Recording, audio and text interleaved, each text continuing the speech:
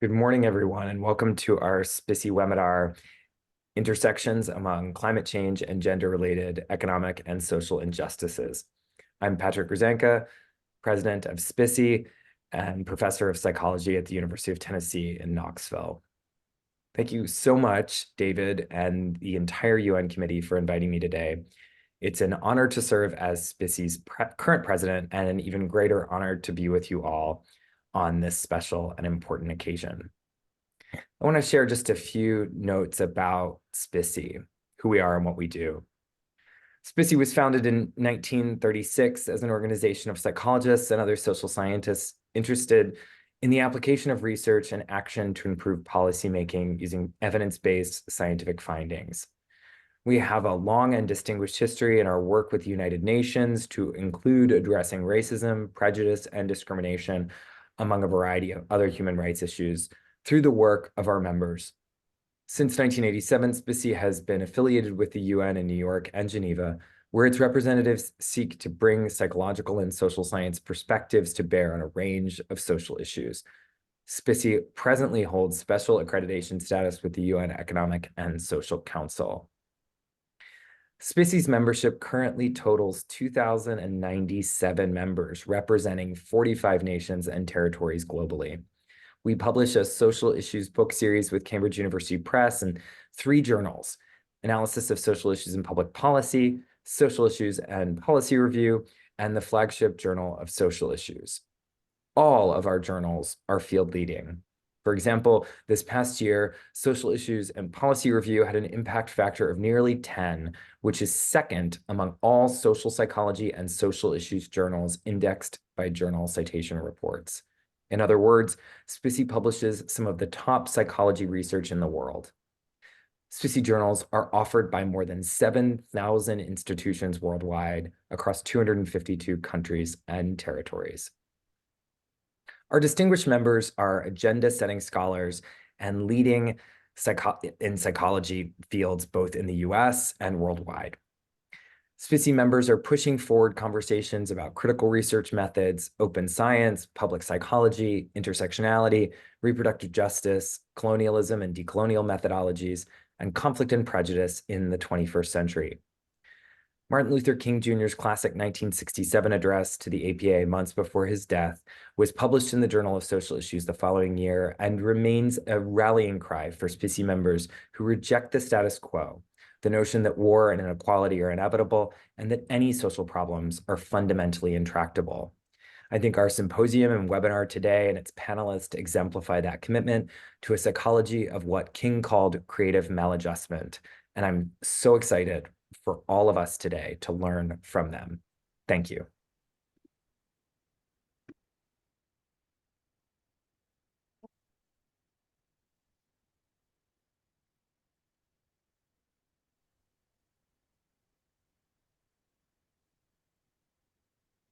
Welcome again, everyone, to our side event, Gender-Based Violence and Climate Change Causes, Consequences, and Solutions, with a sub-theme of intersections among climate change and gender-related economic and social injustices.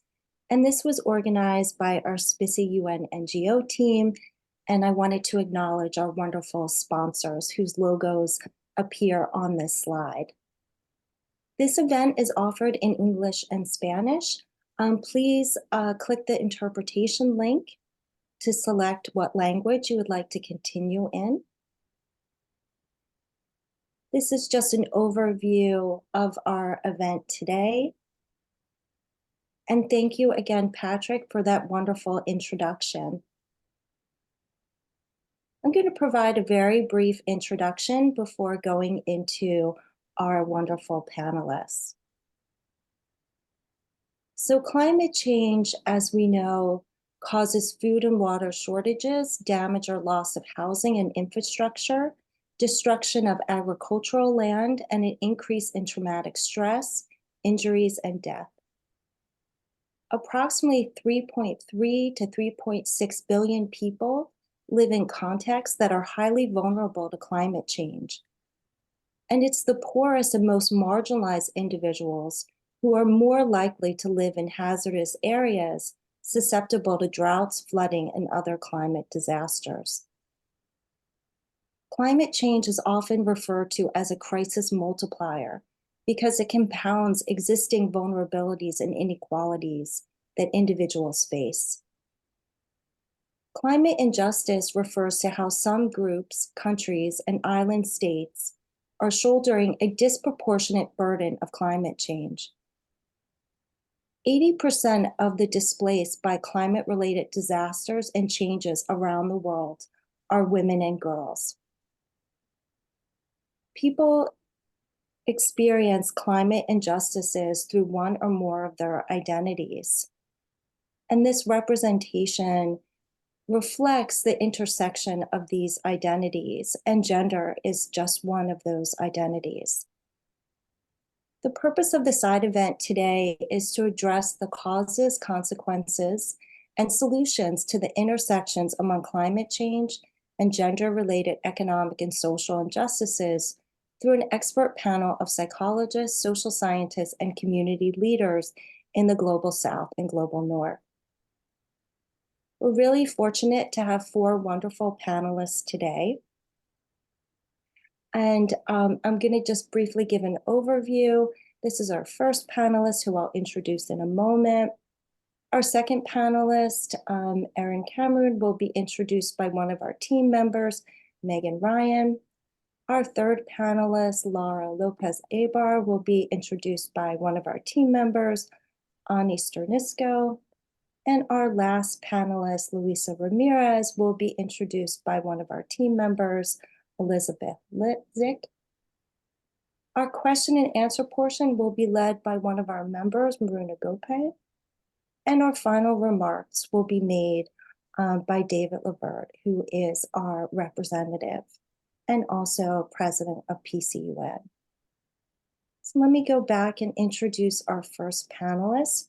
It's with great pleasure that I introduce our first panelist, Rihanna Sheikh, who is a gender and social developmental specialist. She completed her master's degree in public policy and management from Monash University of Australia. She's a lead fellow, an initiative of the Rockefeller Foundation. She has extensively worked in rural and urban areas of Pakistan on gender-based violence, disaster management, and climate change issues. She has worked with communities, both men and women, affected by disasters caused by climate change. She has conducted numerous program evaluations, assessments, and research to understand the intersectionality of gender-based violence and climate change in the local context. She has trained social activists, community women leaders, and civil society representatives on issues of climate change and gender. And today she will be speaking to us on Beyond Disaster, unpacking the intersectionality of climate change and gender-based violence in the Global South, a case of Pakistan. So please join me in welcoming our first panelist.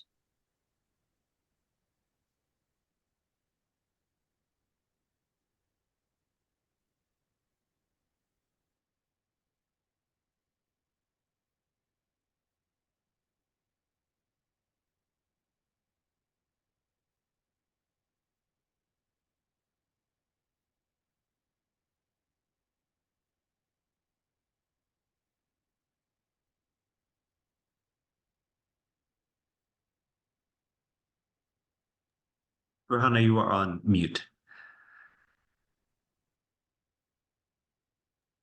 I'm really sorry for this. Hello, everyone.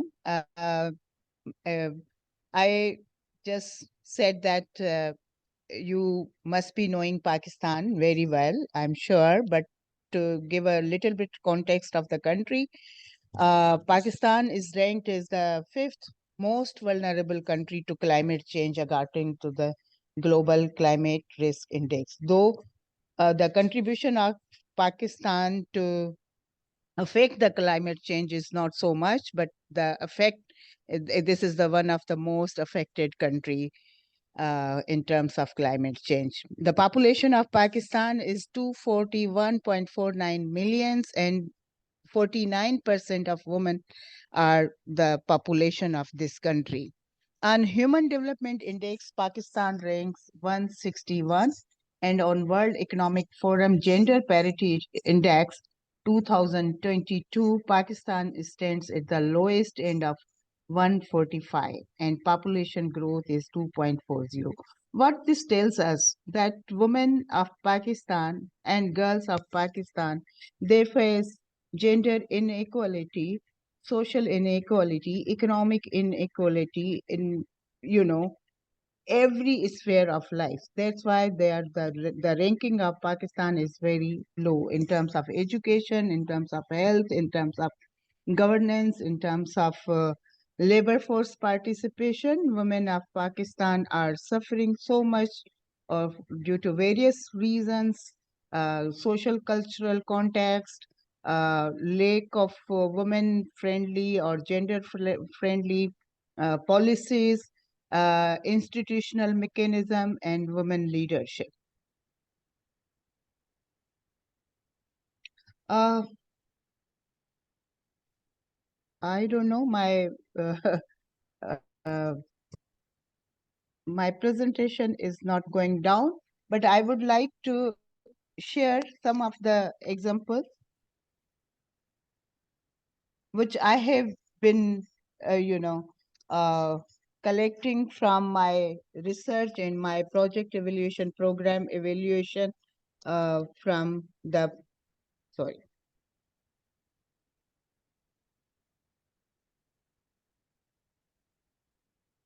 Here I would like to share some of the statements which women have been telling to me when I have been communicating, meeting with them. One of the example of this is flood 2010. One of a woman, she was living in KP, which is socially and culturally very rigid part of Pakistan. She said that due to heavy flood, I was forced to leave home and I was unable to cross the street because I didn't know how to walk on the street. I was wearing a burqa, a parda, and men were not allowed to give hand due to social and cultural constraint. Many women injured. She was 35 years old woman and she didn't know how to walk in the flood, in the rain, and there she was unable to get any support from the males because culturally and socially it was not allowed to do so. Another woman, she told me that I'm a disabled woman. There was no rescue team to help me. My husband lifted me on his shoulder. There was no washroom facility suitable for disabled women. How I lived, one cannot imagine. Being a woman, I even can't use washroom facility publicly. Disability make women more vulnerable, not just because they were disabled, but because they were women. Uh, there are lack of facilities in the camps. There are lack of women in rescue team to give them support. So women are more vulnerable. And other woman, she told me that my husband and myself were working as an agriculture laborer. We can't find any work. My husband is at home all the time and do both sexual and physical violence. When he becomes angry, if I refuse for sex, and he does violence. So this is the common phenomena when flood, drought, and displacement happen, or agriculture land is destroyed, or unemployment is there. So women, they spend most of the time at home and they become more violent. It's not just, it's of course climate change increase this vulnerabilities of women, but otherwise also this happen, in the poor countries, or even, of course, rich countries as well. Living in relief camps is a miserable experience for young girls. Me, being a mother, couldn't sleep for many nights because of fear of kidnapping and sexual harassment by men in camps. Camps where different groups, social cultural group, young men and old men and different people from different castes, tribes, they live together. So there is little bit harmony. People do understand each other problems, but for women, it becomes miserable, and they are subject to violence. They are not, used to live with different culture, in different cultures, so they become more vulnerable. Another woman told, I'm a lady health worker, lived in relief camp, and heard thousands of stories of young girls and women, how they were harassed at night time by men when they used washroom facility. Usually, women wait for night to use bathrooms. There were incidents where parents married their daughters in early age due to insecurity and food scarcity. There are incidents, there are, women and girls who were forced to get early marriage because of all these reasons. Lack of supplies like MHM material, menstrual hygiene management material, clothes, and health facilities make women and young girls particularly more vulnerable. My 14 years daughter was kidnapped by those whom I trust. Women who were living in camps, they sometimes, of course, they are, they have to rely, they have to trust on their, people who are living with them. So there was a case which I met a mother of 14 years girl who was just kidnapped. So it's hard to see your own children without food. Men can go out, but we women have to look into the eyes of children who suffer from hunger. Unavailability of fuel and water increase women's burden. So these are few examples which were, shared by many women in the during the floods. So floods, droughts, and heavy rains, which are caused by uh, climate change, makes women vulnerable. Physical violence, emotional violence, psychological violence. So this is how, and girls and young girls and children, they, and particularly girls children who become out of children, who are overburdened with work, they have uh, to participate in household chores. So this is the common phenomenon. What international organizations studies tell us about Pakistan? In August 2022, the United Nations Fund estimated that there were 650,000 pregnant women in the flood-affected areas of Pakistan, and 640,000 flood-affected adolescent girls were put at increased risk of coercion, GBV, and child marriage. 1.2 million households with children aged 6 to 11 years were prevented from attending schools, with girls' education disproportionately affected. So similarly, these are the International Rescue Committee in, informed that in Sindh and Khyber Pakhtunkhwa, more than half of women in these provinces had insufficient access to suitable latrine facilities. They also faced growing vulnerability to violence while using washrooms. So the incidents I told you are confirmed by many studies, conducted in Pakistan by different sources, by government sources, by international sources. These are some of the pictures. You can see that how women and girls are living when they, left their homes. So one can easily see that how much emotional, physical, and psychological violence can happen here. You can see how women are helpless, and they have to take their own belongings. uh, this is a girl. uh, her school is damaged, and she's now she and many other girls are out of school. So what can be done? I think supporting the engagement and leadership of women and girls in disaster preparedness, or as well as response by bringing women to the table in policy decisions. It's very, very important that women has to participate either at local level governance, at the community level, or maybe from and should be from the household decision making to the to the national level policy making decisions. And at the moment, what we have seen, that women are out of those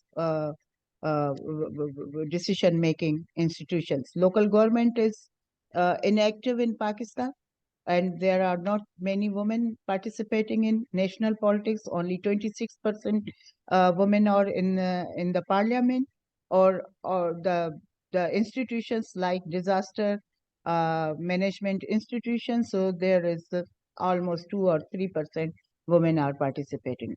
So there is a need to increase women participation in decision making, ensuring participation, promoting women's livelihood and strategies for self-sufficiently and empowerment. At the moment, only 15% women are in labor force participation. So there is a need to make women more self-reliant, adaptable to climate change. So therefore, livelihood opportunities needs to be strengthened. Building multi-sectoral GBV coordination and response system, even from rescue, from early warning system to rescue, to relief management, recovery and rehabilitation. There is a need to have a coordinated system, and there's a need to have gender-based violence prevention and address mechanism incorporated in these mechanisms. Promoting women's leadership in community level resilience project, developing programming to ensure women and girls have equal access to information and social, political, financial, and natural resources over the long run. You would believe that only women in Pakistan, only 26% have access to mobile phones. So the information systems are not gender responsive systems. Women being illiterate, they have less opportunity to read and write the newspapers. They have less opportunity to access mobile and other information channels as well. So they are depending upon men. Even if they have to contact the response mechanism for gender-based violence, they have to rely on males. So support women's equal ownership of property rights, land, and housing. So these are some of the recommendations based on our experience, which is very important for policymakers working at the national level or at international level. These will be important recommendation for them. So thank you so much.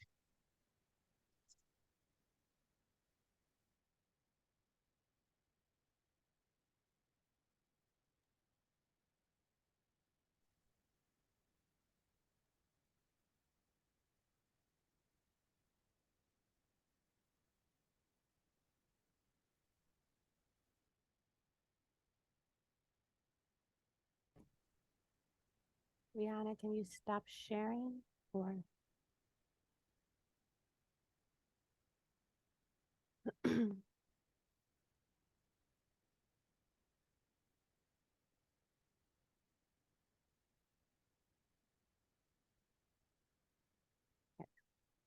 Hello, everyone. So I've been asked to highlight that we'll be doing a question and answer session later on after all 4 speakers present. So just want to let you know that.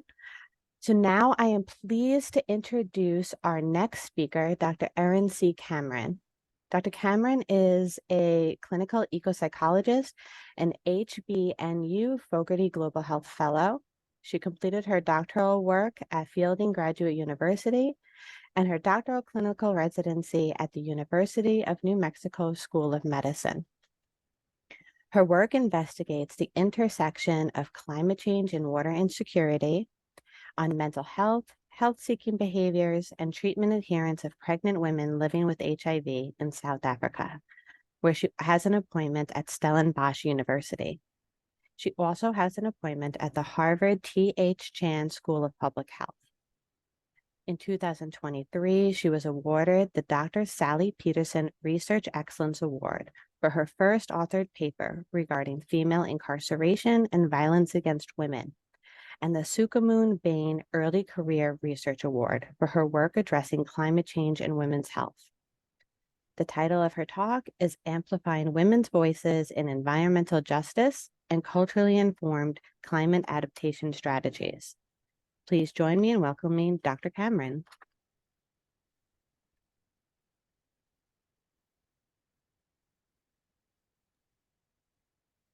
Good morning. Does everything look and sound good? Good. Good, then I'll just jump in. So good morning, everyone. And I'm so honored to be invited here today to be a part of this important event. And today I'll be talking about how we can amplify women's voices for climate change adaptation and mitigation strategies.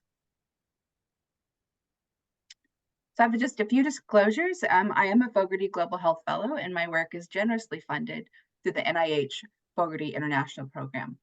I also wanted to note that many of the photographs throughout this presentation are ones that I've taken during my fieldwork, and I have permission to use them. Now let's think about this icon in the upper right-hand corner of the slide. Throughout my presentation, you'll see this icon with a circle of women holding hands. And imagine that these women are ourselves and our ancestors, spinning and swirling and dancing and sharing their knowledge. And I want you to imagine that they're here with us today. So my objective today is to address women's roles in climate change, adaptation, and mitigation. I'll first talk about the paradox that women are among the most impacted by climate change, and yet their voices are rarely heard in discussions about climate change. I will ground the discussion in feminist theory because it highlights women's strengths and resilience. And I will also highlight some ways that we can address this paradox. And lastly, I will discuss what it means to continue this journey beyond our talk today. As we know, while climate change impacts everyone, it is not selective according to a country's GDP. So women and girls are, and we also know that women and girls are disproportionately affected globally. This is not due to women's inherent vulnerability, but rather gender inequalities across all realms of society. And combined with other intersecting factors, gender inequality increases the severity of the climate crisis for women and those who identify as women. Some of these factors include that women make up the majority of people living in poverty, and women hold the primary responsibility of caregiving in their families and communities. And yet women have fewer financial resources, such as land ownership and usage. And women face high rates of gender-based violence. And women have limited access to decision-making processes. And finally, climate mitigation and adaptation policies largely ignore women's knowledge and experiences. And I talked about grounding this discussion in feminist theory. One way to address women's role in climate change is through this lens of feminist theory. Feminist theory addresses issues related to gender and power, and it's directly focused on analyzing sources of oppression within a social justice framework. Just to summarize a bit, the feminist theory recognizes the oppressed. It often focuses on analyzing gender inequalities. And feminist intersectionality recognizes that gender inequality is interconnected with other social categories that you see here with my blue stick figure person. Therefore, some of the core concepts in feminist theory are sex, gender, race, discrimination, equality, difference, and choice. And feminist theory acknowledges that there are systems and structures in place that work against individuals based on these factors, which will also work against equality and equity. And the feminist scholar Bell Hooks noted, to be feminist in any authentic sense of the term is to want for all people liberation from sexist role patterns, domination, and oppression. Feminist theory also advocates for environmental justice, which addresses issues of gender inequality alongside environmental concerns. And this approach recognizes that marginalized communities, including women, are often the most affected by environmental degradation and climate change. And finally, feminist theories are largely strengths-based. So what does it mean to amplify women's voices for climate change adaptation and mitigation strategies? Like we've just discussed, we often hear the ways that women are more vulnerable and more impacted by climate change and environmental degradation. But let us now look at this topic from a strengths-based and feminist perspective. Yes, women are disproportionately affected by climate change and oppression, but it's also important to note that women are incredibly resilient and uniquely poised to bring solutions to the climate crisis, including these issues of climate change adaptation and mitigation strategies. And they are also more likely to provide unique solutions and diverse leadership across the board. And we're going to look at some of that. Further, women understand from firsthand experience the impacts of climate change, and they see and they grasp these opportunities in their communities and to address them in their everyday lives. Women are already doing all of these incredible things. We just need to amplify their voices. But while there are many areas where amplifying women's voices will bring about effective climate mitigation and adaptation strategies, we will discuss these 6 areas today: action, leadership and policy, knowledge, empowerment, and representation. Let's start with action. Women as farmers. You've probably often heard it said that women feed the world, and this happens in many ways. We know that women farmers manage 70% of smallholder farms in Africa, and these women provide more than half of all nutrition to people on the African continent. Further, women manage about 56% of farms worldwide. 74% of agriculture employees in Pakistan are women, 70% in Tanzania, and women produce 80% of the global food supply. And according to the United Nations, when given the same resources as men, women can increase agricultural yields by 20 to 30%, which then in turn reduces hunger. Across many cultures, women are champions of regenerative agricultural practices, and women are often the keepers of seed banks and traditional farming knowledge that they pass down to their daughters. And women as caregivers. Women are often the primary caregivers and provider for their families, including providing food, water, heating, and shelter. And here again, women are still feeding the world in this role. Women are often responsible for household energy use, where they widely promote energy efficient technologies. And research tells us that when given the choice and the resources, women are more likely to choose sustainable fuel options that reduce emissions globally. And women as change makers. When given the opportunity, women create and improve climate change policy more often than men. Research has shown that more women worry about climate change and support climate change mitigation policies than men. In many countries, women lead get out the vote efforts more often than men. And in many industrialized nations, women are more likely to recycle, buy organic food and eco-label products, and endorse energy efficient measures. However, the flip side of this is that green marketing campaigns and products are overwhelmingly marketed to women, since women are known to make about 80% of all purchasing decisions, and they are disproportionately responsible for domestic roles, such as household buying. Now let's look at leadership and policy. According to some reports, only 4 countries have received parity between women and men in parliament. And this is with about 25% of parliamentary and ministerial seats held by women globally. However, only 12% of negotiators in the climate change decision-making spaces are women. Let's look at New Zealand as a popular example, where Prime Minister Jacinda Ardern and her 40% woman cabinet declared a climate emergency. They set in motion a plan to make the country's public sector carbon neutral by 2025. Research tells us that, particularly at the national level, countries with a larger representation of women politicians pass more ambitious climate policies. And in the face of disaster, women leaders are associated with fewer deaths and faster action. And women in management. It has been shown that significant improvements in forest conservation happen when women are involved in management and decision-making in these spaces. One study in India found that when a high proportion of women in leadership, when there was a high proportion of women in leadership, regeneration rates and canopy growth increased. And finally, leadership. How does women's leadership change the climate conversation? What makes women unique leaders? Well, research tells us that women bring unique perspectives, qualities, and leadership styles to the forefront of climate change initiatives. Women are more likely to be inclusive and advocate for an accounting of intersectionality.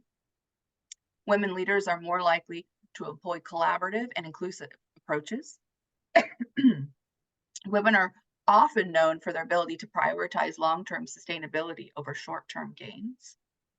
Women leaders often exhibit higher levels of empathy and compassion. Women tend to excel in communication skills.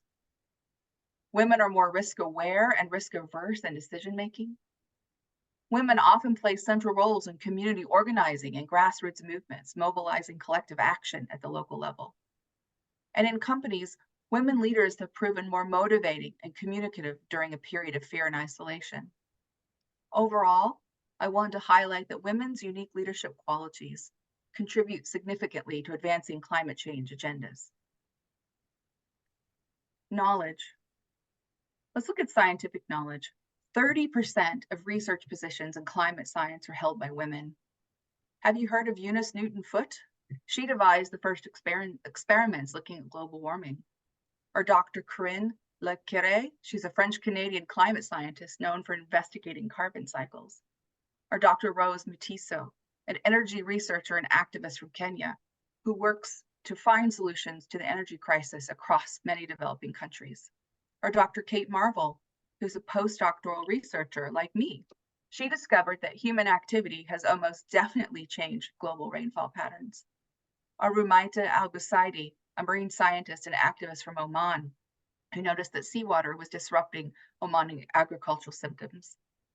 And finally, Dr. Catherine Lillian Nakalembe, a Ugandan remote sensing scientist who uses sensors to capture and analyze data in order to solve problems such as natural resource management. Alongside the scientific knowledge, decision makers need to recognize the expertise that women, including Indigenous, rural, and young women, have. The cultural transmission of knowledge through women is key to addressing the climate crisis. Through their traditional roles as healers, cultural shapers, and caretakers of water and land, women hold and transfer vast knowledge and skills regarding the environment. For example, in many countries, the knowledge of local ecosystems, farming practices, and water collecting strategies, and stewardship practices are often passed down among women. Women and girls worldwide will spend 200 million hours daily collecting water. The role of women in environmental management and conservation has long been recognized by many scholars and practitioners. Women are also the keepers of native seed banks and nurseries and lead replanting and conservation efforts that prevent forest degradation. And finally, let's look at empowerment and representation. In countries with higher women's empowerment, as measured in several diverse ways across studies, higher women's empowerment is associated with overall higher societal well-being, an increase in green policies, economic growth, healthier populations, improvements in all aspects of education, and overall lower CO2 emissions. In countries where women are represented in decision-making spaces are more likely to ratify international climate treaties, have stronger environmental policies, and have more successful resilience and capacity building strategies. And additionally, these same spaces when women are in these spaces, have stronger disaster response efforts and a better overall governance of resources. So normally we might refer to this part of the talk as a conclusion, but I'd like to reframe this as continuing the journey. For it is my deep belief that the strength of humanity is rooted in our ability to peacefully collaborate, transcend cultural and social barriers, including gender, and empower one another to bring about collective change for a better world. So empowering women and amplifying their voices, to summarize, includes these strategies. This is crucial to addressing the climate crisis It requires recognizing that gender inequalities exist and working to overcome them through empowering women and amplifying their voices. It also requires valuing women's knowledge and expertise and supporting their leadership. How can we achieve this monumental task? We can start by empowering women and girls through ways such as the ones that you see here on the slide. Recognizing and overcoming gender inequalities in ways such as increasing access to education, increasing economic opportunities, mitigating violence, ensuring gender equality in national laws, dismantling gender stereotypes, integrating women's rights into all aspects, equally distributing economic resources, and increasing women's land ownership. Also increasing women's leadership and valuing women's knowledge. And this approach really argues for a critical feminist reconceptualization of climate adaptation and mitigation strategies. And this is based on taking a relational approach through women's leadership qualities, which we looked at pretty thoroughly, placing equity and justice at the core through centering intersectionality, as we've seen with feminist theory, and acknowledging women's diverse and non-patriarchal knowledge production through recognizing all types of knowledge that women possess and contribute, many of which I noted here today.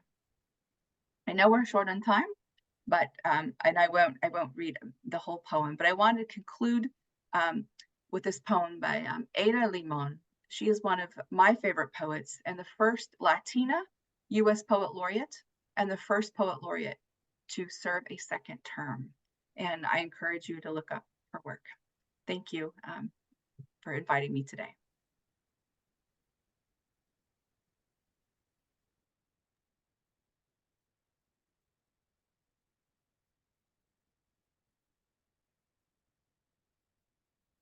Thank you so much, Dr. Cameron. It is now my distinct pleasure to introduce our next speaker, Dr. Laura Lopez Aybar, who is a former member of the SPSSI United Nations NGO team. She is currently a healthcare researcher and professor at the Universidad del Sagrado Corazón. Her work is propelled by a critical, liberatory, and feminist perspective on psychology. She is currently leading various projects examining stigma, mental health discourse, gender-based violence, climate change, and social determinants of health and human rights within healthcare and education settings. She's highly invested in conducting cultural and critical research that informs policy and cultivates social justice.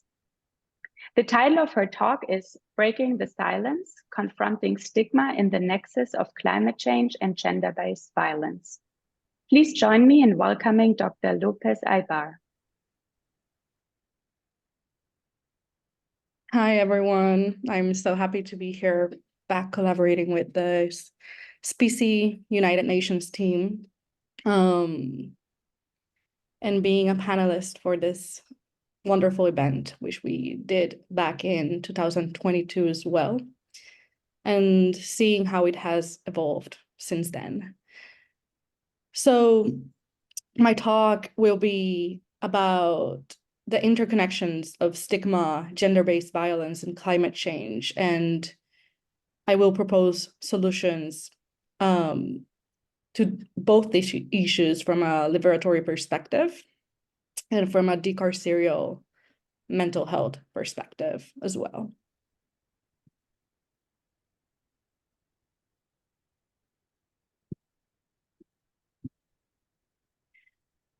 So I want to begin by introducing the social determinants of mental health theory, which posits that human health is influenced by health services, physical service, like physical health, social beliefs, attitudes, practices, laws, educational policies, and everything that is social political in the world.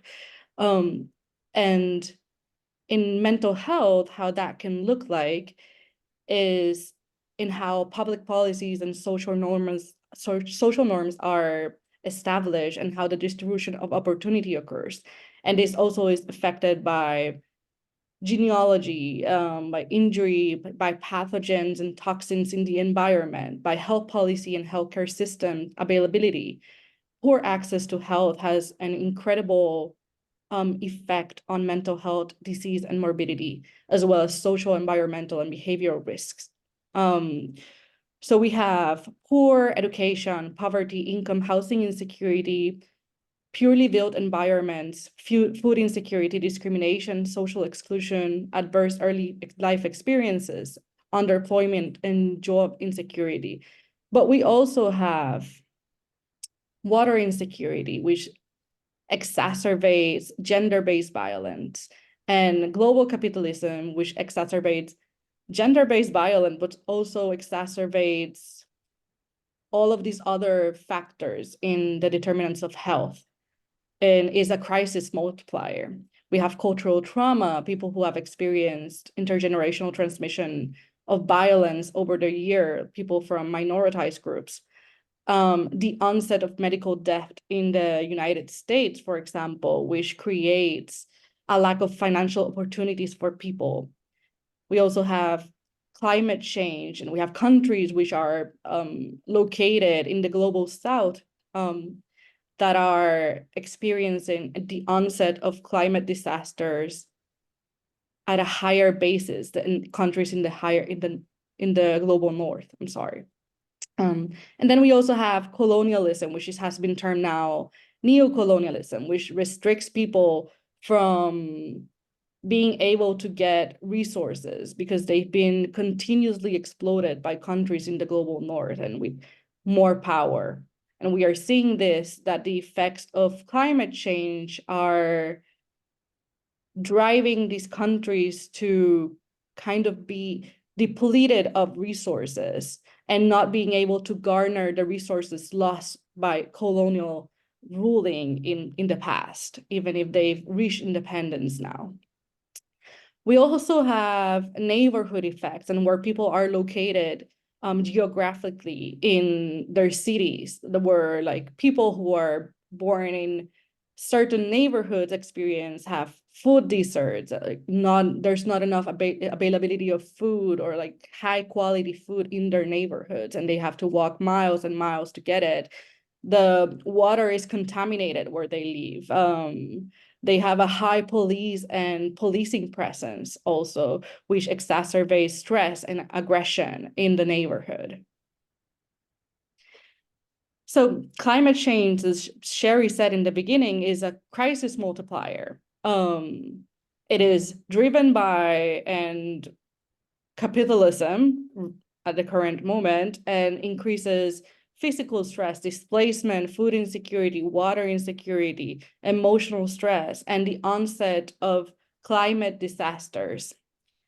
And then that has an effect on also exacerbating gender-based violence, which also kind of has the backward effects of increasing also physical stress, displacement, food insecurity, water insecurity. So they have kind of a reciprocal relationship. It increases isolation of communities and individuals, the destabilization of services, and mental and physical health creates a mental and physical healthcare crisis, and also creates financial crisis, which also gender violence kind of does. And I wanted to present the case of Puerto Rico, which is where I'm currently located, indigenous name Boriquén. And Puerto Rico is a modern colonial case of stigma, gender-based violence, and climate change. In Puerto Rico, we have the phenomena of the hyper-Americanization of mental health, where individuals are being pathologized and coerced and locked in carceral institutions such as psychiatric institutions.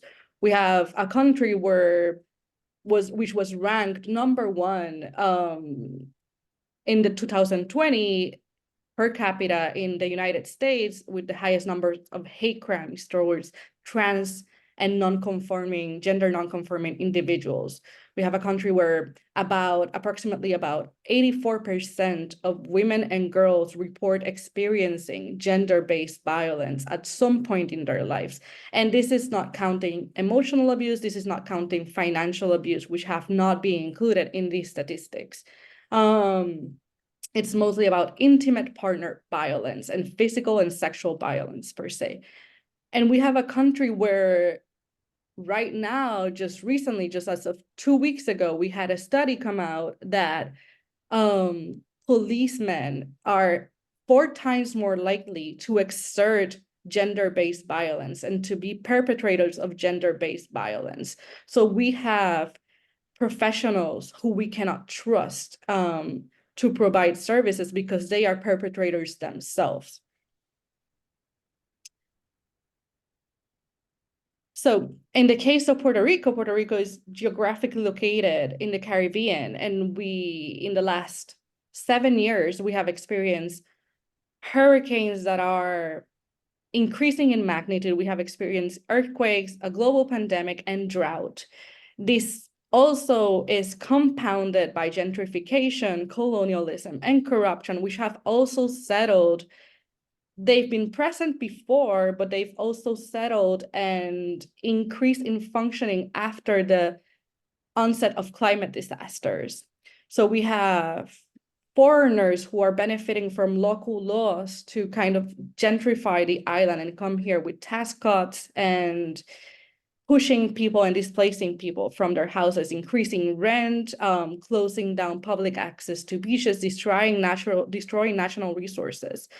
We have colonialism, so we are under colonial law from the United States. So anything that comes, any help that might come from other countries has to go first to the United States and go through an embargo process. So it's really expensive to import help and aid, and also during climate disasters, but also in general to bring things to the island. And then we have corruption during earthquakes and the hurricane. Afterwards, we found out that politicians were holding onto aid and like life-saving aid for communities just to use them as for their political campaigns and like public exciting opportunities. So this has all increased food insecurity. It has also, during climate disaster, we also saw an increase in flooding, in terrain saturation, in landslides, in displacement, immigration, water insecurity. Individuals did not have access to electrical power for more than 6 months at times. And that is like our power structure is damaged. So we sometimes don't have access to power anyway, or water. We also saw school closures and the opportunity for investors to come in and buy the schools, the public school, and turn them into charters and into private educations for $1 buying the structure of the school. We also have seen the loss of retirement. So this has all exacerbated a health services crisis because we have our medical professionals are leaving the country. They don't find opportunity here. This has increased financial crisis. This has increased crime and desperation in people and trying to gather financial resources. It has increased emotional distress on the island, and the rate of suicide has increased. It increased after Hurricane Maria, and it has continued on an increase. And we have also seen the exacerbation of gender-based violence, and we have about 10 femicides in the last 3 months, which have happened since the beginning of the year.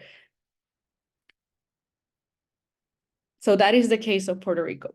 And now I want to shift towards defining stigma and talking a little bit about stigma and its effects on people as a social determinant of health.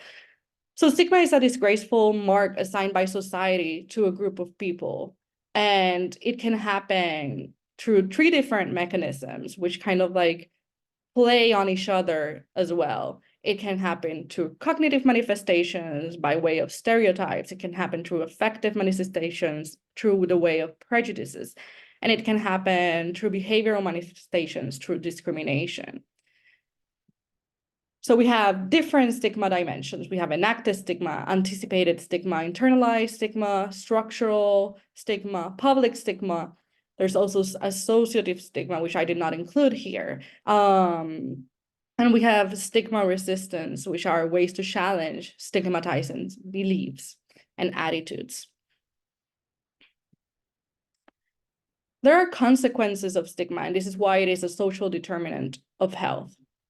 Through stigma, we see higher psychological distress, reduced self-esteem and disempowerment of individuals, reduced physical health and the effects of stress on the immune system and other like working systems in the body. Reduced psychosocial functioning, the ability for people to live their lives, to find work, to socialize, to participate in their communities, and also pay attention, concentrate.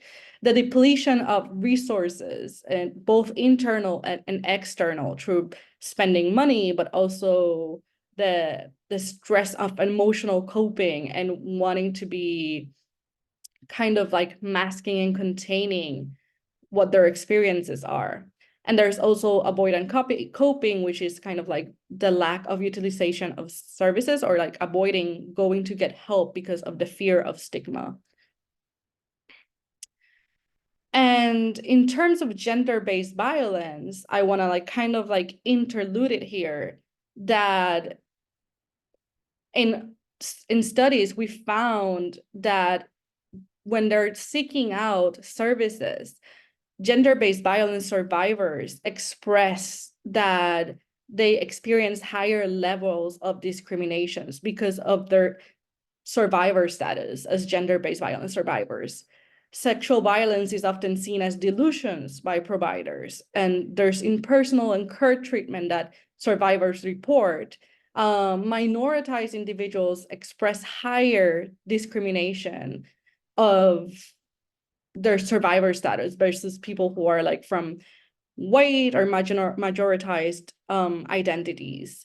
There's a high pathologization of the impact of gender-based violence and how people cope.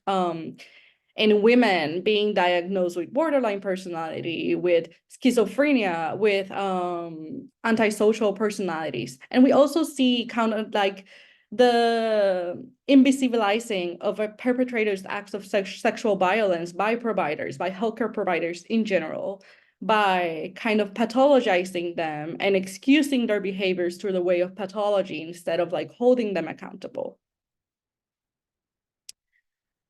So this kind of directs me towards the importance of the stigmatizing mental health for climate change and gender-based violence.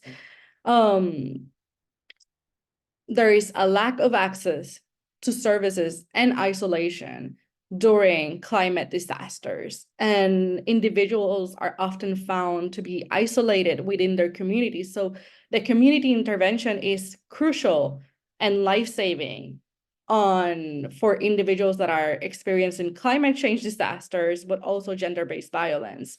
So we have to improve community resilience, and we have to reduce disparities by working with communities directly. And ways to do this is through stigma resistance. For example, stigma resistance leads to empowerment, to a higher quality of life, to higher self-esteem, to higher social functioning, to normalization of experiences, both the emotional distress, the physical distress, and also the gender-based violence. And it leads to increased resilience of individuals.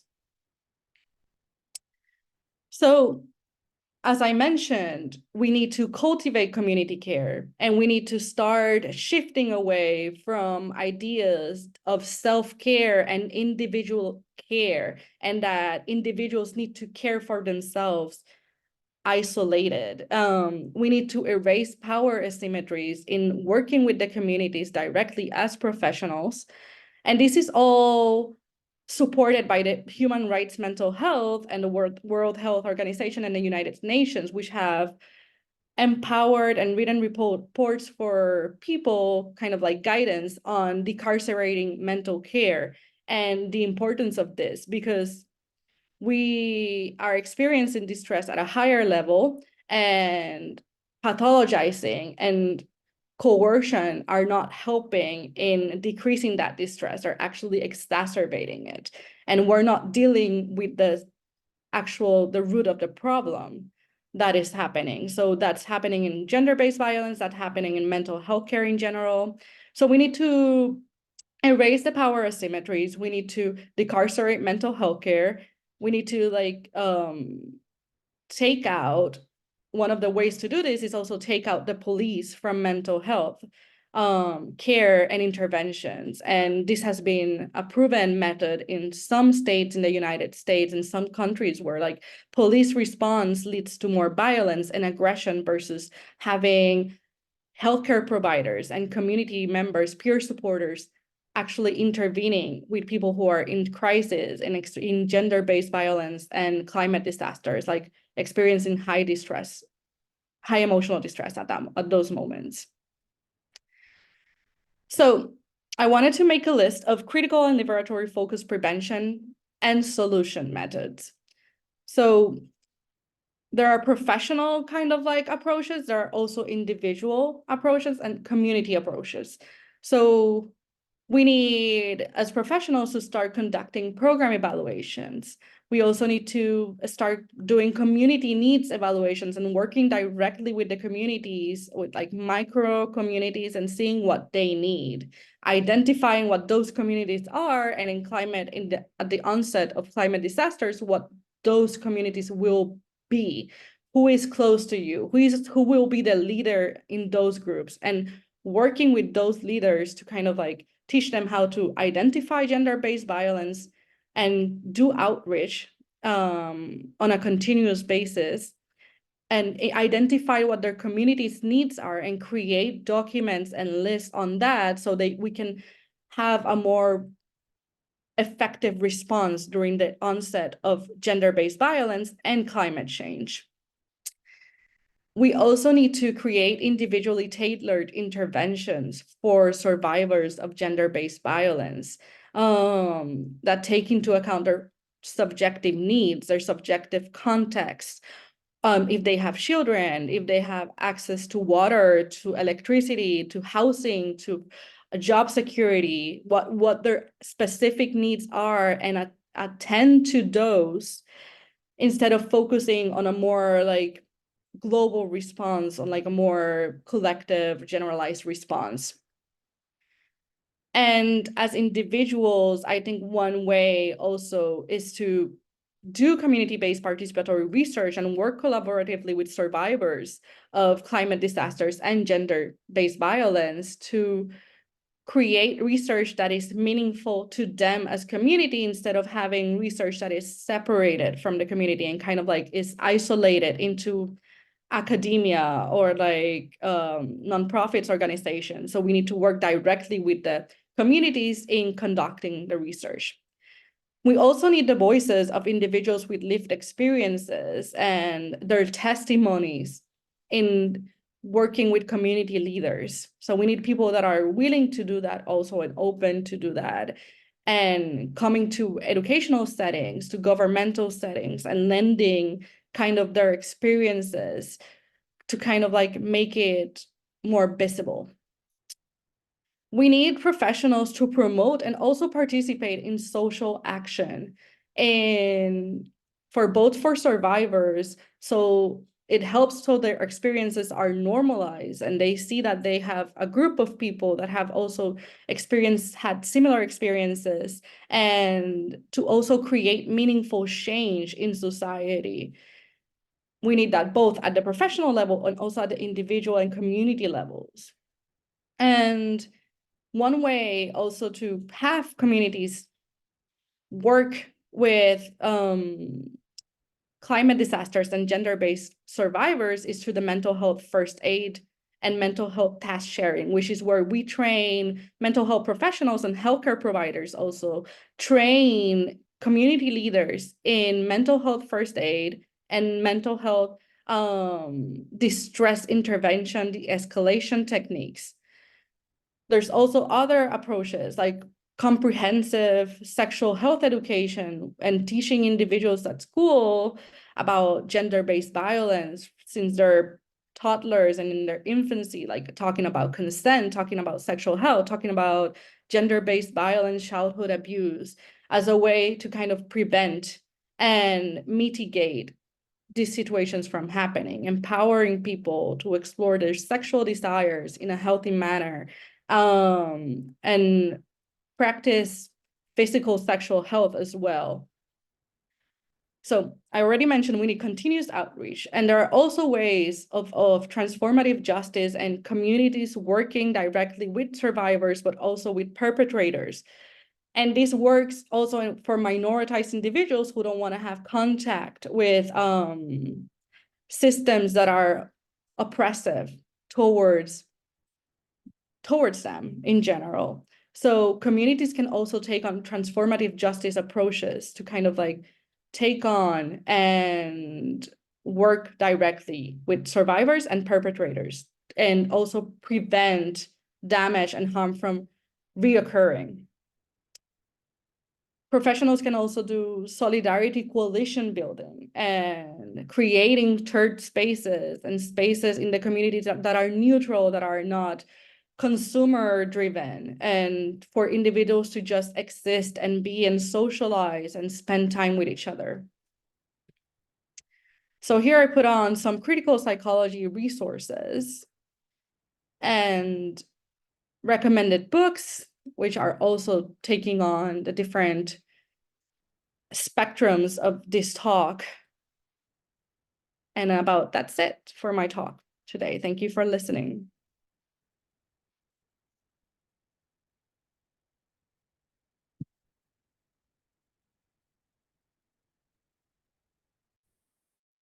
Thank you, Dr. Lopez Ibar. We'd like to remind everyone that you can submit questions for our speakers using the Q&A function. It's my pleasure to introduce our next speaker, Dr. Luisa Ramirez, who completed her PhD at Stony Brook University, New York. She's currently an associate professor in the psychology program from Universidad de Rosario in Colombia. Her work focuses on social cognition, prejudice and discrimination, intergroup conflict and peace building with an emphasis on education. In recent years, after the realization of the important role of climate change already plays in deepening inequality and conflict, she's turned her attention to the importance of education, communication, and attention to climate change's intersections with already existing inequalities, and preparing the world to face the challenges of climate change. Today, she'll be speaking about climate change migration, a gendered perspective. Please join me in welcoming Dr. Ramirez.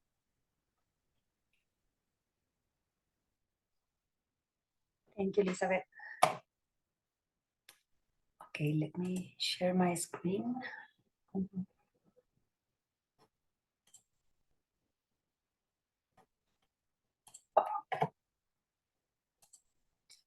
Can you see my screen? Yes. Correct. Okay. Okay. Oh, We can see the presenter view at the moment. oh, okay, okay. So let me see.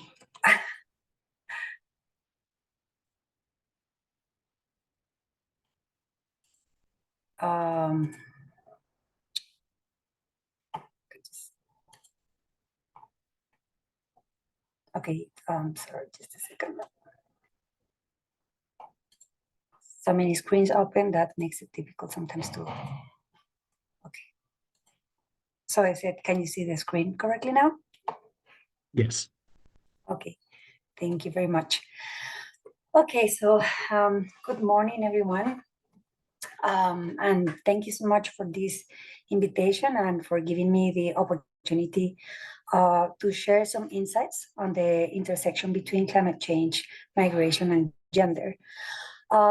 This is a very interesting and a very complex topic. And so I'll try to share with you like a broad, perspective on the intersection between this, between climate change, migration, and gender. And well, I hope I can hopefully, I can transmit to you a good idea about this subject. So let's start with just a brief context. Climate change migration is a subcategory of environmental migration. Environmental migration refers to the movement of persons or group of persons, predominantly for reasons of a sudden or progressive change in the environment. In this case, these changes happen as a result or in association with climate change.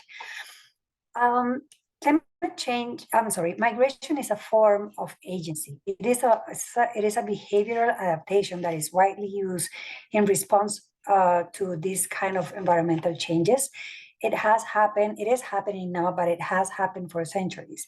Climate change has always been a driver of migration. And climate change patterns can be international or national. Migration can be permanent, circular, or temporary, and it can be voluntary or it can be forced. The climate change affects and is affected by economic, environmental, and political effects. Economic effects, such as the loss of livelihoods, jobs, food insecurity. Environmental effects, such as the permanent or temporary deterioration of the environment, maybe as a result of a sudden extreme weather effect, maybe as a result of slow onsetting changes. And it can have political effects because climate change affects resources. And typically, conflicts have to do with competition for resources. So it is possible that climate change deepens already existing conflicts or that it generates new ones. It oftentimes overlaps with other types of conflicts that are symbolic, structural, or direct. And one of these, overlapping kinds of conflicts that have like a very dramatic effect on what we see in terms of climate change migration is that of gender. Women and girls account for about 80% of all climate displacement currently. And as we have seen already, women and girls have already, like less resources, they face already discrimination, they have very, less resources to face climate change. So there are, in terms of structural violence, we can see that there are already existing conflicts or dimensions of discrimination that lead women to face more poverty, lack of property rights, unemployment, political participation tends to be rather limited.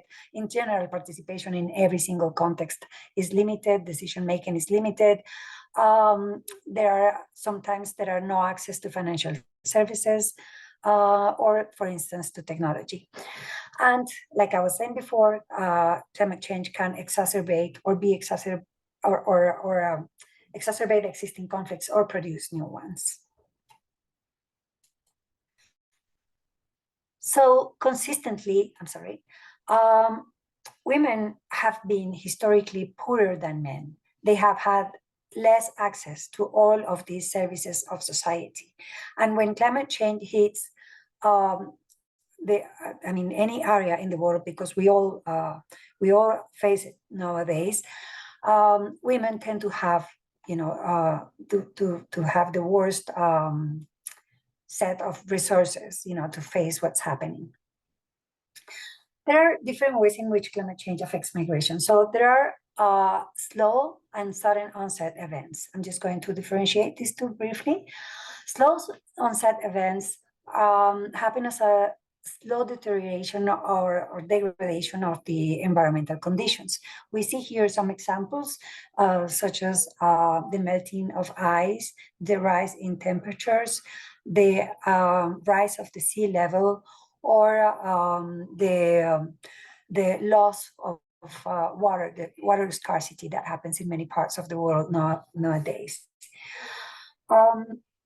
All this deterioration of the environment in some cases makes living impossible or nearly impossible, and this ends up giving way to different types of migration.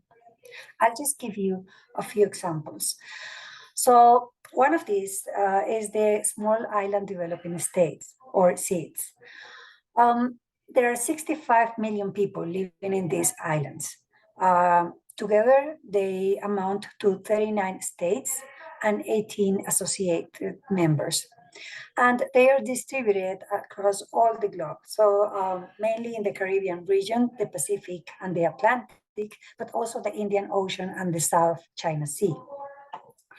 SEADs are more often places of origin of international migration than destinations. They are among the most vulnerable areas of the world in terms of climate change. And some of them are already highly dependent on their diasporas through the mobilization of resources, both in terms of professional competencies and the remittances. So many SEADs economies are strongly dependent on tourism, and the problem is that climate change extreme events also hit tourism. When an extreme event happens in any of these islands, there are losses of infrastructure, as Laura has told us about the Puerto Rican case, and there are dramatic reductions in human mobility, so the industry as a whole gets paralyzed. And guess what? Women are usually at the lower end of the economic activity of this kind of tourism. I'm sorry. Another example is the MENA countries, the Middle East and North African countries. Where these countries are facing severe and accelerated deterioration of the environment due to extreme weather events and environmental degradation, which has pushed people to migrate. But in this case, it is mostly internal migration. In some cases, there is permanent migration. And what happens during this process is that in addition to the physical and psychological challenges that Laura already explained, women can face more physical risks associated with the lack of infrastructure, the poverty existing in many of these countries. They can face more gender violence during the process of migration, and they can be subject to exploitation and human trafficking. And whenever they are able to work, the labor conditions tend to be exploitative with fewer protections in place, because most countries are actually focusing on how to prevent migration, how to manage the border situation, than on making mobility an experience that is dignifying for other people. Upon arrival, women are not always well equipped to use their earnings to improve their socioeconomic situation because of all the reasons that we have already discussed before, which are less access to education, lack of training in terms of job skills. They have usually been busy taking care of household chores. So when they go to these new settings, in many cases, they are not enough prepared to face the demands of the new place. This sometimes ends in that they end up living in informal sites on the outskirts of the urban centers in very inadequate conditions that actually create specific risks for these women, again, in these sites and for their children. Other times, families break, in the best of cases temporarily, evidencing that many of the difficulties associated with water scarcity tend to disproportionately burden women. Water, as we know, is a core element of household labor. Cooking, washing, caring for the ill, caring for children, caring for older people, as Laura already discussed, and also airing about the gender roles of women in association to climate change. Women are playing a very important role around the organization of the household in many cases, and water is central to this process. So water access in these societies becomes every time more and more difficult and requires women walking longer distances, which means that they end up exposing themselves not only to the physical risks of the long distances walks, but also to gender violence, because in many of these societies there are also, already existing violent conflicts taking place. So when they have to taking place, I'm sorry. So when they have to travel these long distances, they are actually being exposed to all the risk of conflicts as well. On a positive note, because everything cannot be so negative, some studies suggest that, in fact, when these women figure out how to get through their dire situation, they end up gaining community decision, learning about handling of resources, improving their agency, and actually participating in decision making, which allows them to see for themselves and their daughters in the future. So in addition to the slow onset events that I just explained, there are sudden onset events, which usually demand emergency response for the mitigation or the containment of the effects of extreme weather events. Extreme weather events include floods, landslides, hurricanes, wildfires, these kinds of events that are unexpected. To some extent, we are learning and we're being able to identify some world areas vulnerabilities in terms of these events, but societies that are more exposed to these events, which are also societies which have a history of colonization, lack of institutional development, lack of governability, poverty, and so on, they also have less resources to prepare for these kind of events. So due to the loss of their livelihoods as a result of these kind of events, be it potential or real, people sometimes decide to migrate. To give an example of this from the Caribbean, many of the Caribbean islands depend on tourism activities. And women tend to be employed at the lower end of the tourism sector. So when weather disasters hit these islands, they damage tourism, and the first ones to lose their jobs are women. Men too, but the problem with women is that given their lack of education and their lack of training for job skills, they find more difficulty in adapting to the situation. I'm sorry. And sometimes they end up falling in extreme poverty situations. Another example from the Caribbean area is Guatemala. This is an interesting example because what we see here is that when weather events hit Guatemala, be it hurricanes or droughts, people are unable to migrate despite their wish of doing it. But then about a year after, men, normally mostly men, start migrating in an example of temporary migration, and they do it in search of job opportunities, figuring out how to get some income to bring back home. The problem is that while they do this, women and girls are left back at home dealing with climate change impacts and the risk of social conflict. Okay, so climate change, migration, and gender intersect in important ways, affecting the lives of women and girls. And there are I'm just going to wrap some of these ideas. So I just want to mention that there are maybe two important ways in which women and girls are affected by climate change migration. As in some of these examples, we just saw that climate change migration sometimes breaks families, right? They leave, typically men leave to find income or job opportunities, and they leave the rest of the family behind.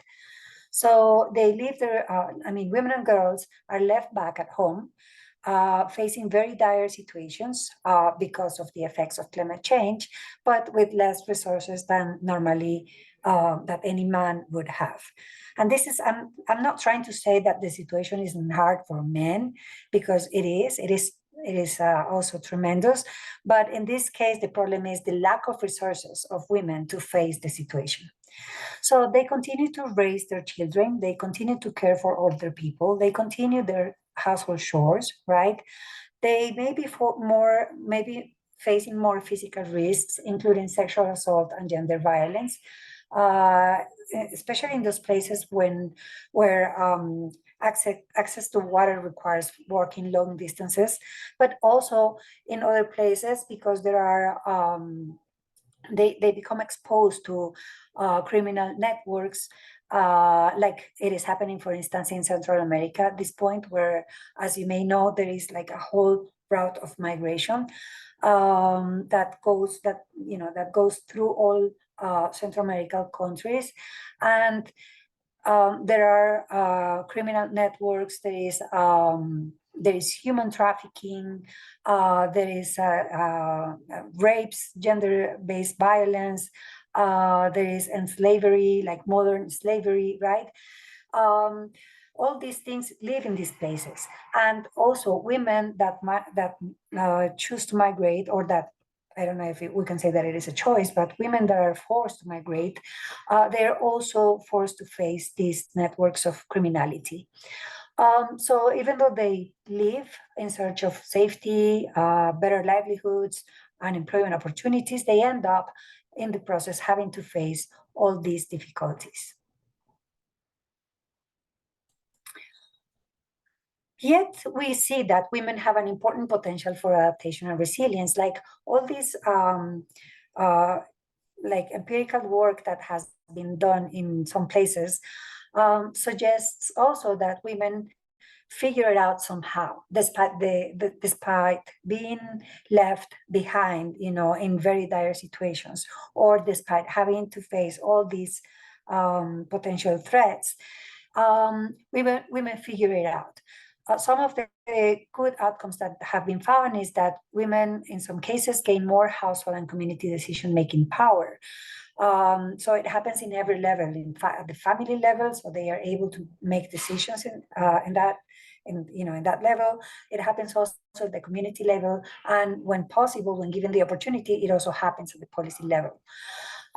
Women are great resource managers in many cases, because the nature of their day-to-day activities involves managing resources, and in many of these countries it is actually managing scarce resources.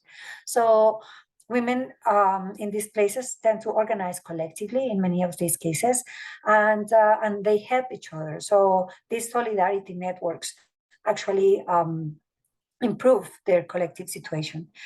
Also, and in the same line, women build networks to manage potential risks, also another expression of collective solidarity, but also showing that they have the potential, to respond to climate change situations, climate change impacts, and improve their situations in very important ways. When migrating, women have been seen to meet the challenges of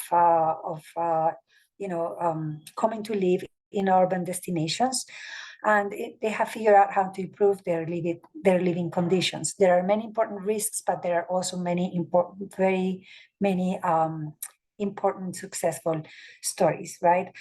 And when they do it, one important concern of women tends to be how to transmit, this learning and this information to the next generation.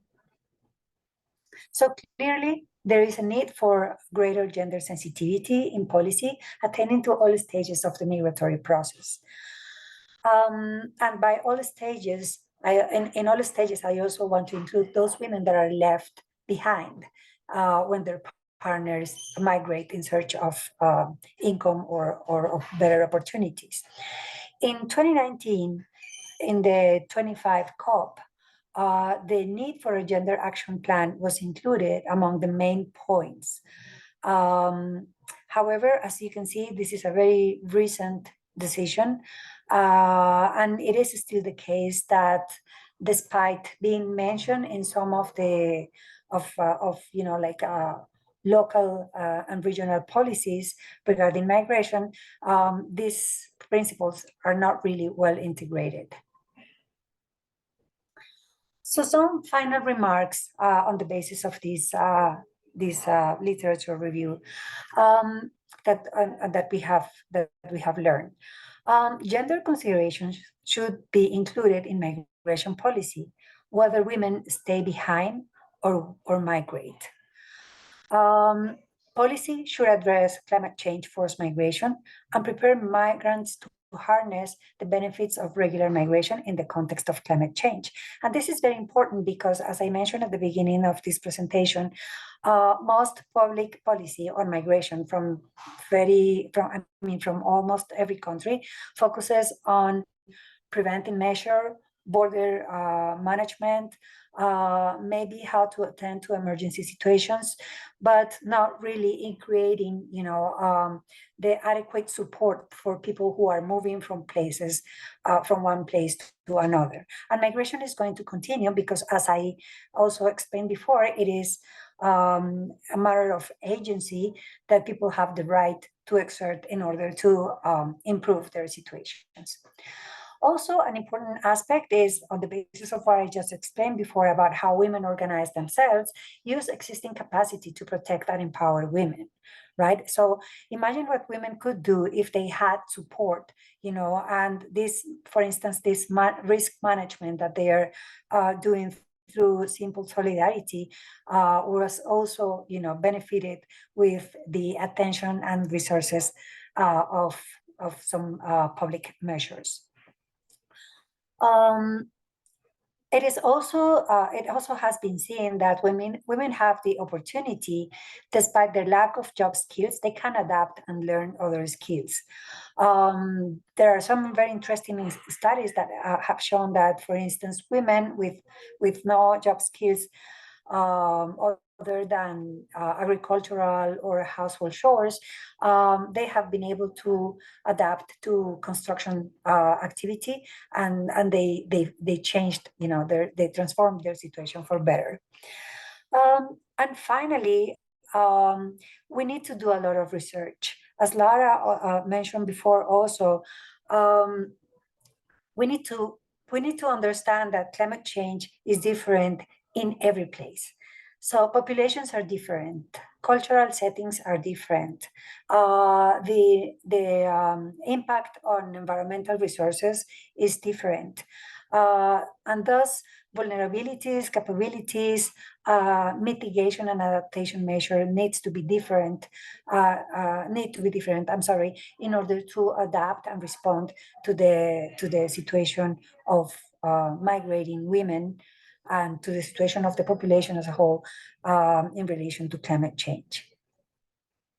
So with this, I finished, and I thank you very much for your attention. Here I leave some references of the works that I have just mentioned.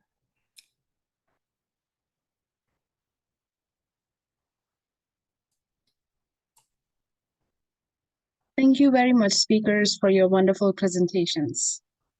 Reflecting on some of the highlights and key messages from your presentation today, I'm going to ask some questions from these speakers. Considering the time constraints, the question answer session will be around 20 minutes, and I will take turns with each question for each speaker. So first question is for speaker 1, and the speaker 2, 3, and 4 will follow along. What's the one message of resiliency of women that you would like to highlight regarding unique vulnerabilities of women, especially from marginalized community, considering the intersection among climate change and gender-related economic and social injustices? We would really like to hear from your research and observations. Speaker 1.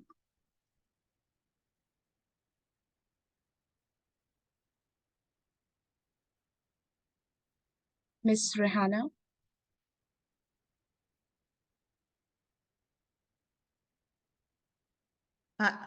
Hi, Marina.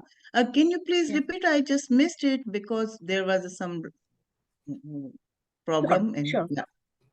Sure. So the question is, what is the one message of resiliency of women that you would like to highlight regarding unique vulnerabilities of women, especially from marginalized communities, considering the intersections among climate change and gender-related economic and social injustices? Yeah.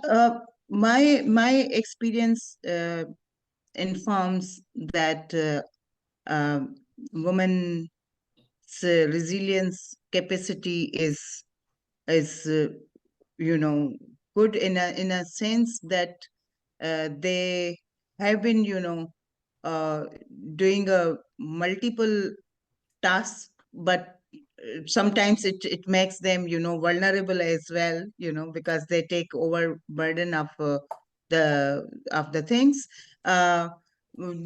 Different vulnerable groups like women at young age, for example, they face multiple vulnerabilities with reference to climate change, particularly, for example, if they are uneducated and they are, belonging to minority groups in Pakistan, or living in rural areas. These are multiple identities which make them vulnerable. So education, job skills, and capacity to participate in social and political activities, make them more resilient to climate change, and generally in their social and cultural environment. So I would say that policies regarding education, jobs, and governance structure, the participation of young women,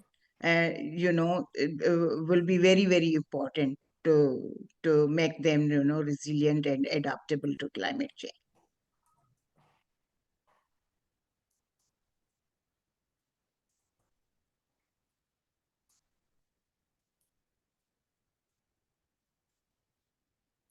Yeah, I would like to have opinion of other speakers on this question, please.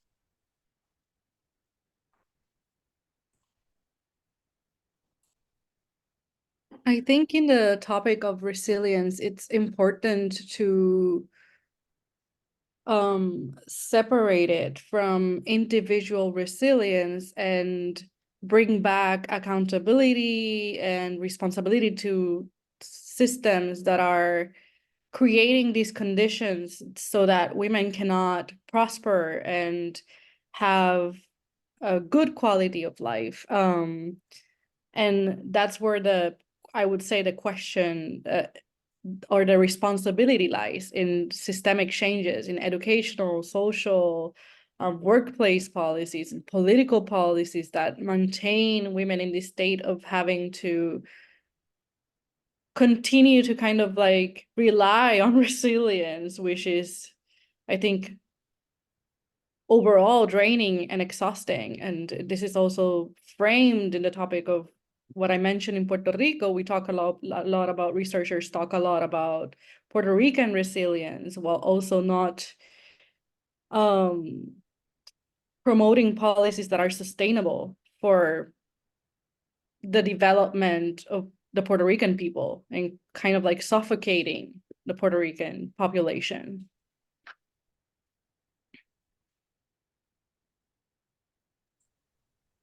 Oh, okay, go ahead. Sorry. Lara, something you just said is that it seems like we are sometimes asking women to do the work of justifying why we're resilient, or asking women to do the work of justifying why gender inequality is necessary. And I think that's some of the work. In my talk, I feel like I'm always giving these talks where I'm saying how women are so vulnerable. And today I wanted to highlight the ways that we have, overcome that, from this strengths-based perspective. But I think that it's like with it's with intersectionality, asking people of color to do the work of informing the world, why inclusivity is important. And I feel like as women, here we are doing that work, telling the world why gender inequality is important, why it's important to amplify our voices. And there's a quote that I had put on one of my slides, and I was just looking for it, but it was from Warsaw Singh. She's a climate scientist in Iceland, and she said, gender equality works when men participate.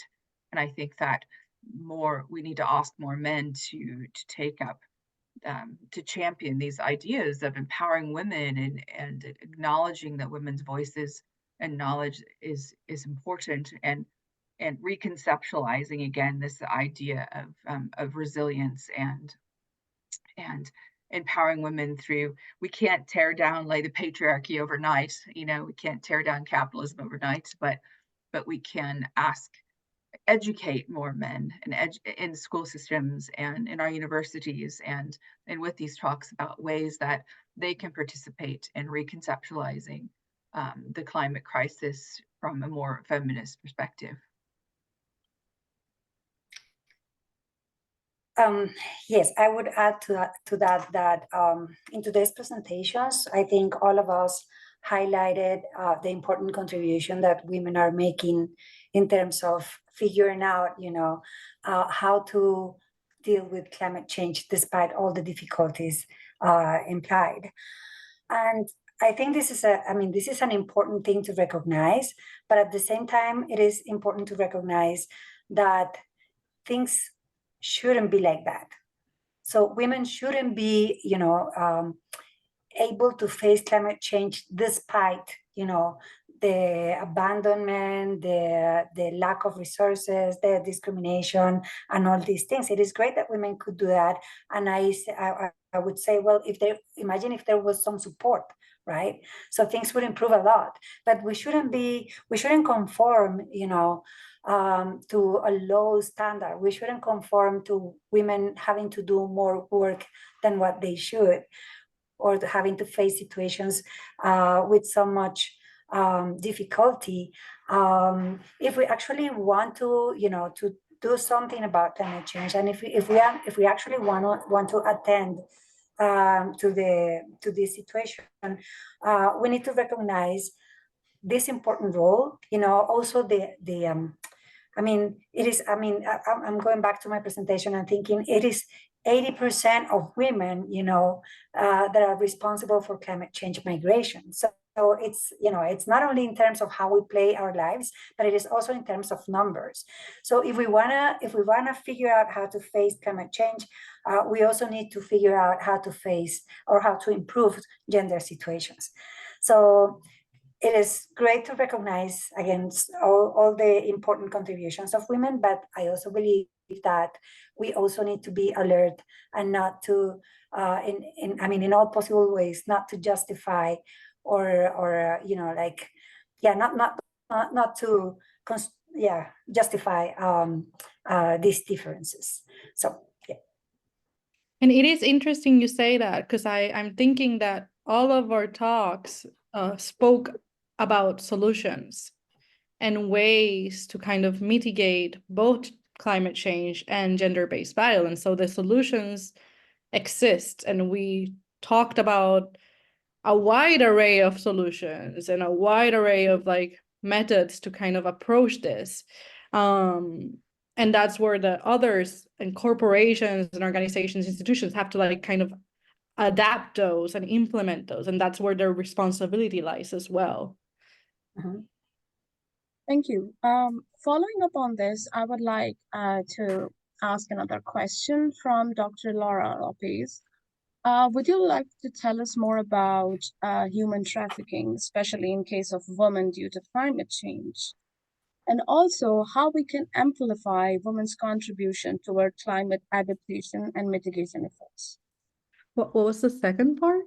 Sorry. So my second point was how we can amplify women's contribution towards climate adaptation and mitigation efforts.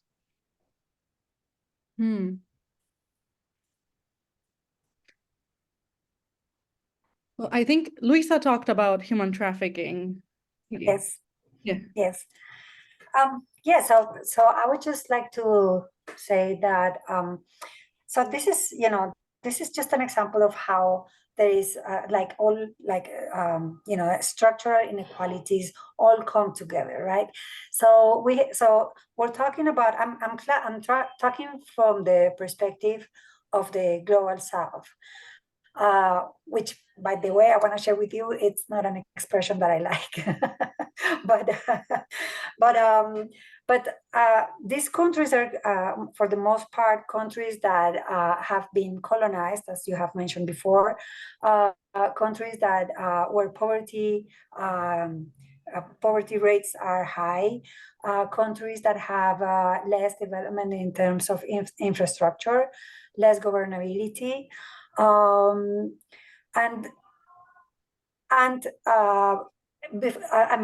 among these are just some of the potential reasons that would explain why.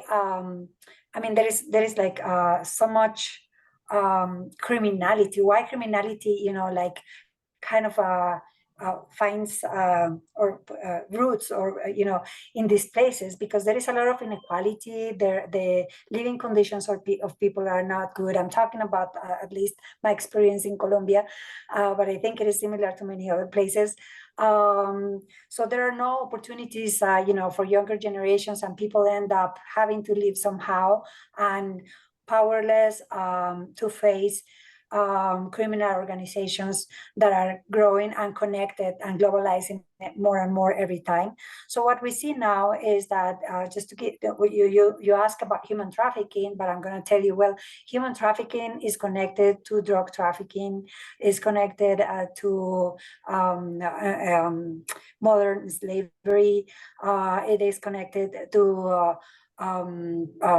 forced prostitution. So it is kind of like the same organizations that are moving along all of our countries. And we have, just think about the example of Ecuador, and how the country is pretty much, taken over by this organization. So the war is no longer against rebels, but it is against criminal groups, right? So all these things are connected, and this just makes the risks of migrating, it just takes them to the roof. And I would say the situation in other places like Africa, or in general in the global South, I would say they're probably the same. They have long histories of social and political and war and conflict and armed conflict, I meant. And when women have to, either migrate or simply go and find some water in a very far place, they are exposed to all these risks, right? So they are all happening in the same place, and they are all connected. So this is about human trafficking. I can't remember the other question. Sorry. So the other question was how we can amplify women's contribution towards climate adaptation and mitigation efforts. I think this is a very complex issue. I think if we connected all the ending remarks that we made in our presentations, we would probably have a big panorama here. But I would say education is a critical point. So any thoughts from other speakers? No, in case of Pakistan, for example, modern slavery, people due to drought, for example, persistent drought in some areas, people have to take, loans or debt from one landlord, and then, the child labor or female labor is, so much. And so they have, for years and years, they don't repay actually. So it's a modern slavery, and there is always, seasonal migration, for example, so women have, again, as Luisa said, that they have to face, social and economic vulnerability in this context. So I would say that yes, education is also very important, and but again, platforms to organize those women to understand their rights is really very, very important, because at the moment what is happening that people, and particularly women, they have no information about their citizen rights, or even the laws available to raise their voice, to at least have information, or have collective voice, to raise voice for exercising their right. That's important, also important. Education, formal education, of course, is important, but it's a long way to go.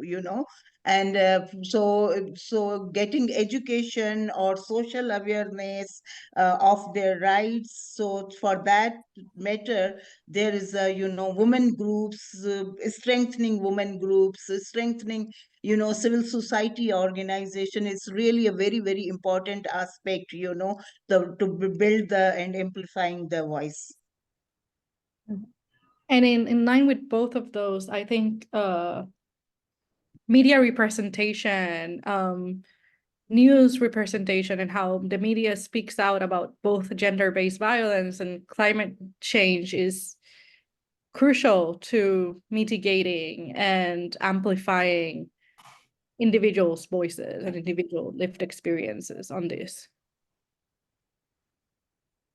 Thank you so much, everyone, for your comments. And it was really great having you all here and listening your observations and your research. And thank you so much for making this session possible. I think this is almost the end of the session, and I'm going to hand over to Dr. David Levert for the final remarks on the session. Dr. Levert, thank you.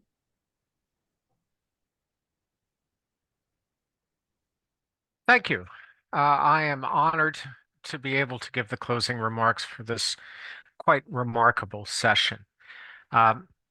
Multiple thanks are in order for lots of people, but first, given our focus on the future of climate change, our concern about future disparity or increasing disparity for women and girls, you know why I must give a thanks first to the Rudolf Steiner Middle School in Ann Arbor, which has been in our audience. And if we are concerned about the future, then communicating and passing on our knowledge and our concerns to the next generation is a top priority for us. Thank you for attending. Thank you all speakers for a wonderful presentation. Thank you to the SPSSI United Nations Climate Justice Team, including Sherry Levy, Megan Ryan, Luisa Ramirez, Elizabeth Zick, Morona Gopang, and Ani Sternisko. Thank you to SPSSI, to President Patrick Grzanka, Policy Director Sam Abbott, and of course, Executive Director Anila Balkasoon. Thank you to our psychological sponsoring organizations, Division 34, the American Psychological Association, the Society for Environment, Population, Conservation Psychology, as well as Division 8, the Society for the Study of Personality and Social Psychology. I also want to thank the psychology NGOs that are part of the landscape of civil society at the United Nations. This includes the Psychology Coalition at the UN, the European Health Psychology Society, the Institute for Multicultural and Cultural Studies, World Council for Psychotherapy, and the International Association of Applied Psychologists. Lastly, in terms of thank yous, I want to thank you, those of you around the world, whether it's your morning, your afternoon, your evening, for taking a few minutes to share with us and to learn about some of the issues that we've discussed.